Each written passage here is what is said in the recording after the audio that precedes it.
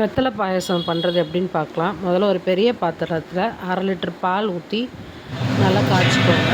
இதில் over நைட்டாக choke பண்ண பாதாம் பிசின் 50 கிராம் எடுத்து அந்த இதை போட்டுக்கோங்க. பாலோட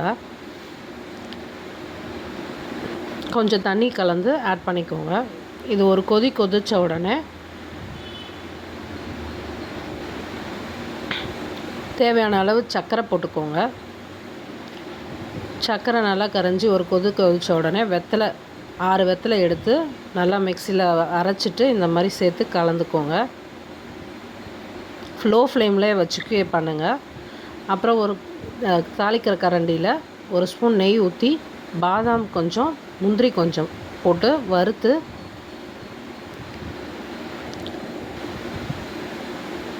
ப்ரௌன் கலராக கொஞ்சம் ப்ரௌன் ஆனதுக்கப்புறமா நல்லா ரோஸ்ட் பண்ணதுக்கப்புறமா அதை அந்த பாயசத்தோடு கலந்துருங்க.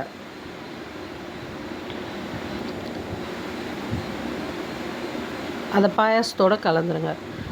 வெத்தலை பாயாசம் ரெடி ஆயிடுச்சு.